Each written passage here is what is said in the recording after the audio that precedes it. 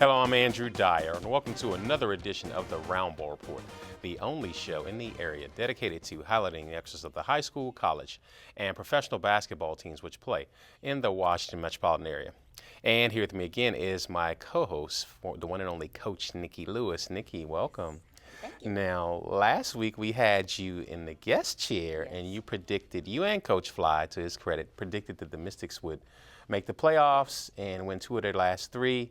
They lost 2 of their last 3, but they did make the playoffs, and it was quite a season for the young ladies. I mean, thankfully it was a down year in general. Only had one team over 500 in the Eastern Conference, and they actually made it to the 3rd seed, have a chance to play Indiana in the first round. Exactly. It's been a long season, a great season, but a lot of ups and downs, winning on the road, losing at home, and then on Saturday they were at home where they hosted the Liberty, and I just felt like the Liberty wanted it more.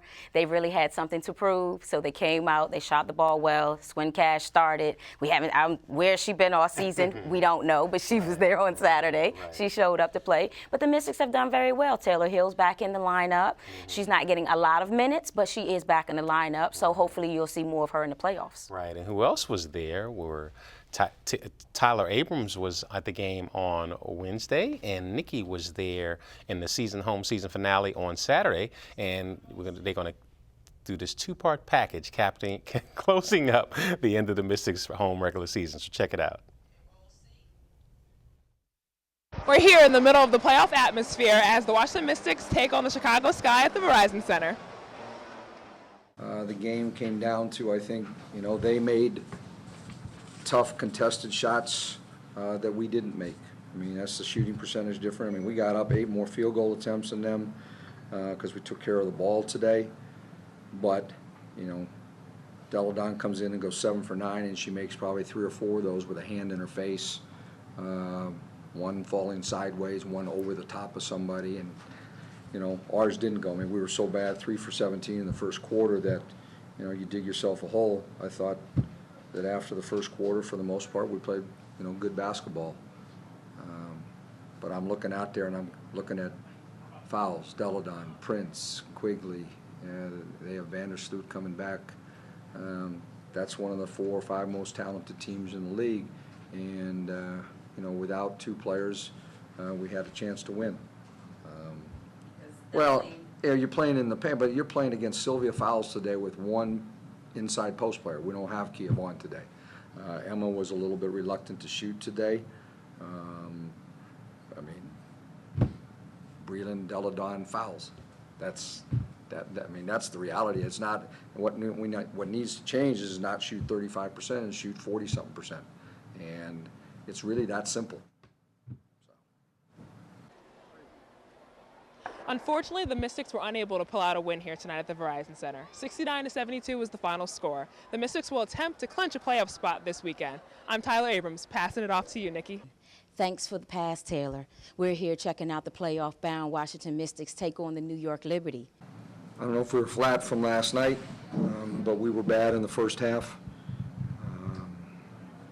I think that it's probably you had a very emotional game last night, and you played really hard to get in, and you get up at 4:15, and you take a flight back and try to get some sleep and play. And, you're playing a team that had nothing to play for other than pride. And sometimes, you relax as a team and shoot the ball better when you're in that situation. That's the best they've shot the ball in a long time, and it's the worst we've shot in a while. So, I don't know, it's a kind of a combination of things. I thought Planette Pearson gave them a great lift in the first half, got them energized. She was 6 for 6 at halftime and had 16. So, we tried to come out in the second half and see how many stops in a row we could get, and we start the half, stopping them. We can't make a shot at the other. I mean, we missed layups, we missed free throws, we missed open jump shots, we fumbled the ball. So hopefully between now and whenever we play next week, we get back into a better shooting rhythm. They did whatever they wanted pretty much, and we didn't stop them. We turned the ball over, and wasted a good rebounding effort. When you shoot 36% and give up 51%, probably not going to win. So They had none. they had none. Well, that's kind of symptomatic of both ends. I mean, we didn't apply any pressure to them, and they were able to do what they wanted, and they just disrupted us. And, you know, I can't even say they played exceptional defense in the first half. You know, they played okay, but we were bad. Tough loss here at home tonight. The playoff-bound Washington Mystics were unable to pull out a win here at home against the New York Liberty. Mo Curry managed to only get 2 points tonight, while Ivory Lauder scored 15 and homegrown Tiana Hawkins 11. All that effort wasn't enough for the playoff-bound Washington Mystics.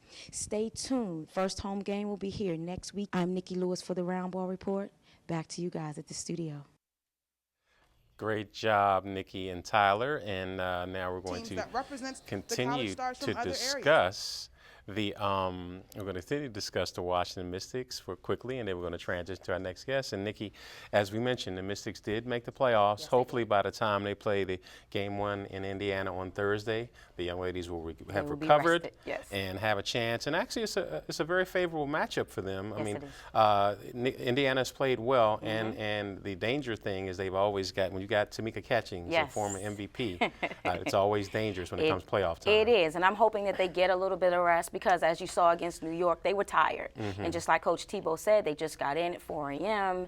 and then they're back out here a few hours later trying to play in another game. So really, they were tired. To me, it was like they were just walking through. So of course, there wasn't a lot of defense. There wasn't a lot of effort. Right. They're already into the playoffs. So now it's let's get this game over and let's go to bed and go to sleep. Right. So I'm looking forward to it on Saturday to see them really turn up and play some really good basketball.